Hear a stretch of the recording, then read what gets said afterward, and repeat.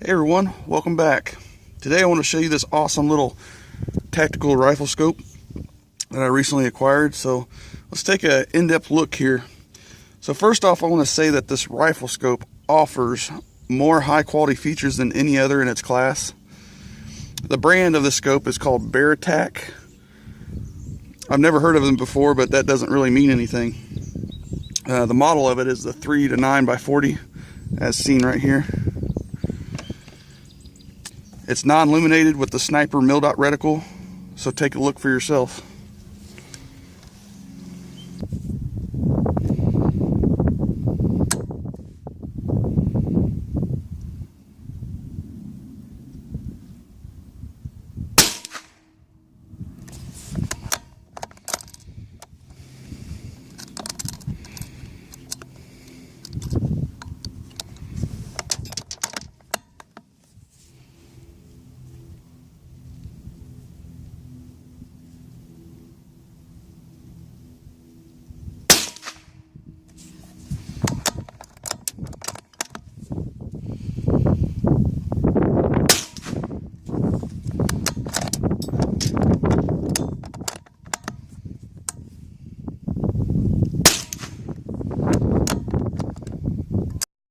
I just wanted to make a real quick note here. At 9 power, that's what that clip was taken at. The reticle doesn't change when magnified, so this is a second focal plane scope. And when zeroing your rifle, you want to make sure that the magnification is set to the highest power, unless it's stated otherwise or marked on the scope. So the features of this optic are as follows. It has fully multi-optic coated lenses here. And it increases the light transmission with multiple anti-reflective coatings on all air-to-glass surfaces, resulting in greater image sharpness, brightness, color, fidelity, and contrast, which you could tell in that clip that it was pretty sharp, and I liked it a lot. It's even better when you're looking through it yourself instead of a camera. The scope's very durable, top performance with the aircraft grade aluminum, which most of them are. It's a standard now. It's shockproof. It's got O-ring seals with nitrogen filling. It prevents internal fogging, basically standard stuff. Waterproof, fog-proof. It actually comes with the actual elastic scope covers. So the next feature here is the actual rapid adjustment, fast eyepiece focusing. Real quick and easy to adjust for your eyes if you have prescriptions, whether it's glasses or contacts. The actual turrets up here are finger adjustable, and one click at 100 yards equals quarter-inch movement. And this right here allows for quick and easy zeroing and adjustments in the field like we are today. We're out here shooting at 50 yards. The eyepiece is lockable, but other than that, the eyepiece is what's going to make your scope shoot better. The scope is set at 100-yard parallax, so like I said, the scope turret's capped, but they do have the adjustable target turret on them, so you're getting basically double for your money right there.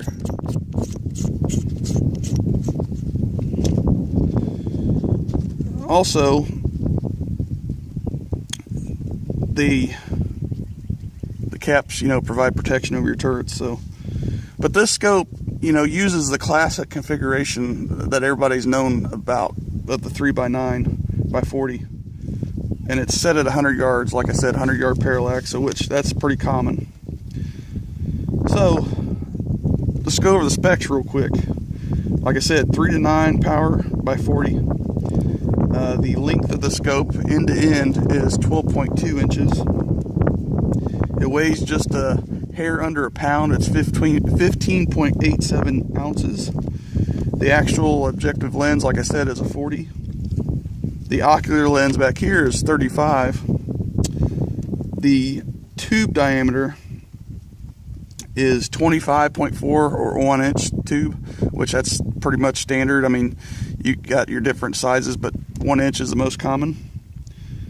And your eyepiece diameter, which what you actually see, the glass part, is 41 millimeters or 1.61 inches. So it's pretty good because I like it. The bigger the eyepiece, the more light transmission, and the bigger the bell, so it works out. The field of view, at the lowest power, 3 power, you're going to see 33.6 feet at 100 yards. And if you have it to the 9 power, you're going to see 12.6 feet at 100 yards. The eye relief, it has at the lowest power, which is 3 power, 4.33 inches, which is a lot. At the highest power, it only bumps up about a half an inch at 3.93 inches. So you're still pretty far away from your scope.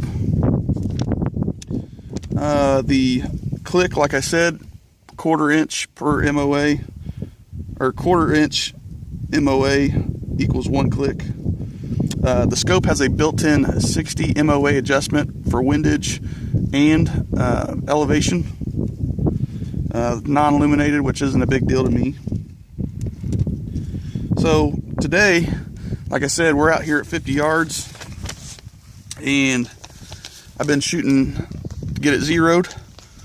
So now at 50 yards, since it is zeroed, we're going to run a few tests. And I don't know if you guys can see the targets way down there, but we're going to run tests as if the scope was on a rifle shooting at 100 yards.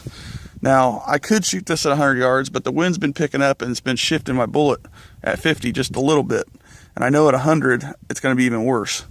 So at 50 yards, we're going to run all these tests that would be equivalent to 100 yards. So I like testing new scopes out on either rimfire or smaller caliber rifles, because if it doesn't work on this rifle, it's not going to work on a more recoil high power rifle. So that's why I do this. All right, well, I am going to, like I said, run those tests real quick, and I'm going to include you guys in that. So let's get going.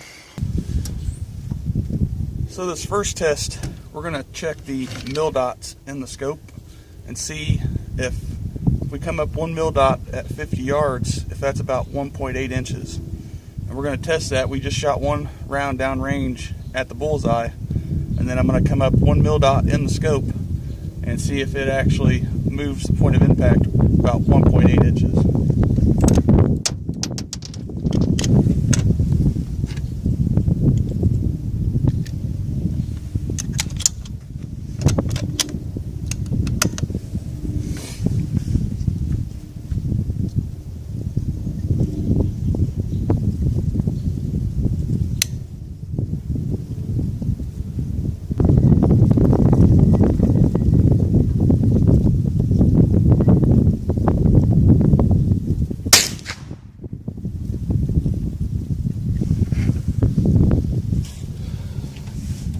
So we use 1 mil dot below the crosshairs.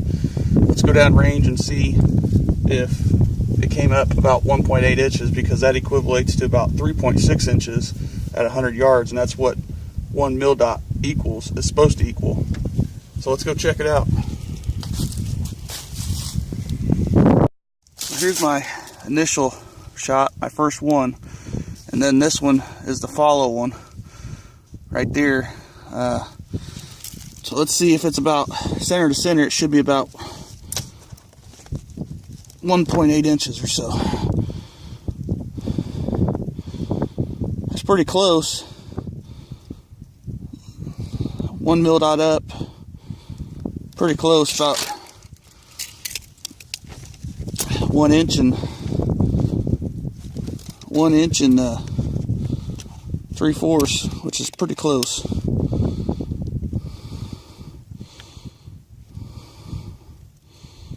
Pretty close right there. All right, so let's head back to the gun and do another test real quick.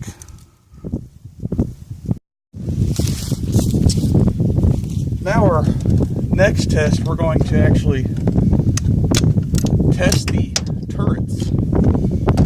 going to see at 50 yards, since this is a 1/4 inch click at 100 scope, the turrets actually are 1/8 click, 1/8 of an inch click at 50 yards.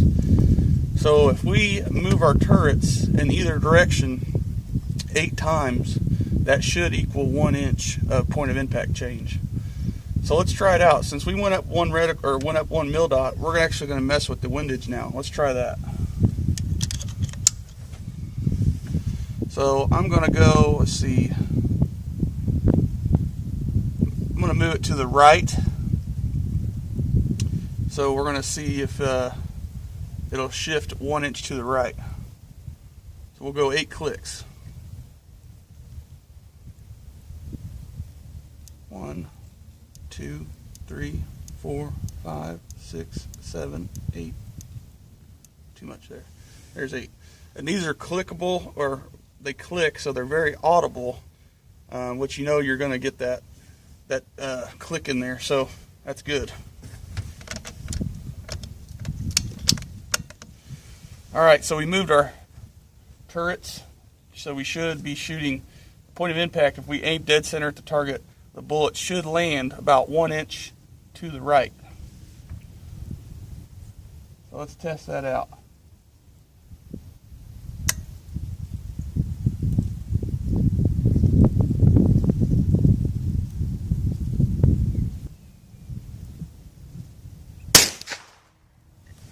All right, let's go see.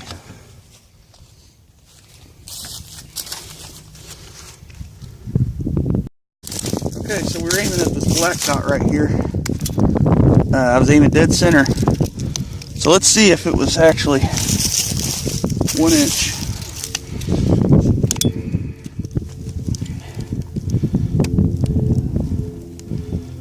That's pretty much on the money.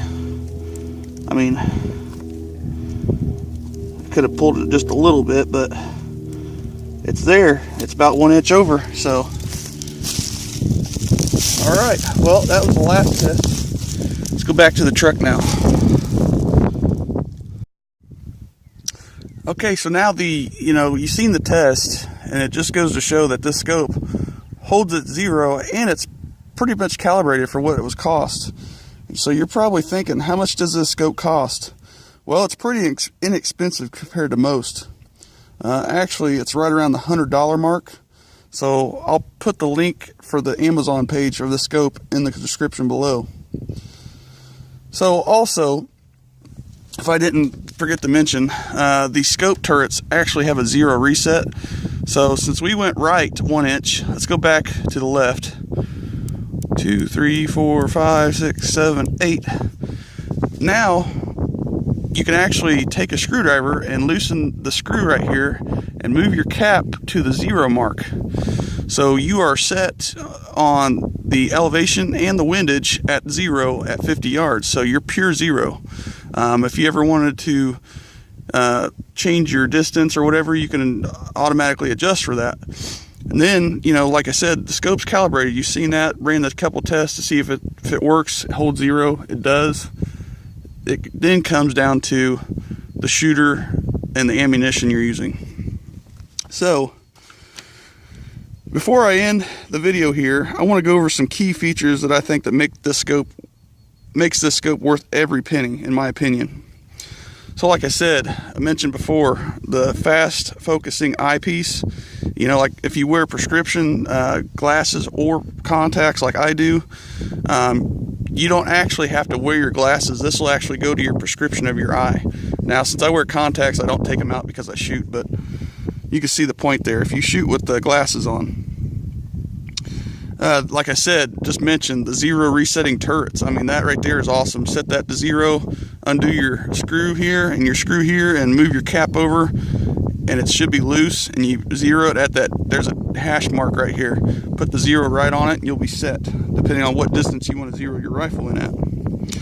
The other thing is the classic 3x9x40 configuration.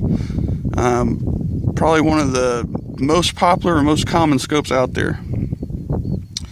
Another thing really that caught my eye about the scope is the 1-inch tube. Like I said, it's probably the most common and basically the most popular tube diameter, which most of my rings are 1 inch. I don't have any scopes that are any other size than that. And then the eye relief, that is one of the biggest things that a lot of people have problems with in a scope, in a lesser expensive scope, I should say. You know, like I said, I've never heard of this brand, but it's starting to wear on me that it works. I mean, the eye relief, like I mentioned before, is at the lowest magnification, 3 power, it's 4.33 inches, which that's a lot. And then when you zoom in to the 9 power, you're only losing about a 1/2 inch. So I mean, you're just losing about that much if you shoot magnified all the way. So anyways, guys, if you like this scope, check it out. BERETAC, I believe it's under the name leupold on Amazon. It's the same scope. Awesome. Works for a non-magnified scope for under $100. Probably one of the best scopes out there that I've shot here lately. I mean, excuse me, the die-hard center point fan, but other than that, the scope works. Now, the only thing that I could say that I don't like about it, if you go back and review the scope cam footage, the actual crosshair is a dot. And for, I guess, hunting, that wouldn't be a big deal, but if you're out target practicing and trying to find the best accuracy you can get, that dot to me isn't the best option. You might want to go with a fine crosshair, but this is not considered a target scope, so it is what it is. It's considered a hunting mil-dot tactical scope, so it is what it is. But anyways, that's my thoughts on it. I appreciate you guys watching. I hope you liked the video. I tried to do the best I could out here with the wind, but anyways, I'm gonna get off here, guys. Thanks for watching. Hope you liked it.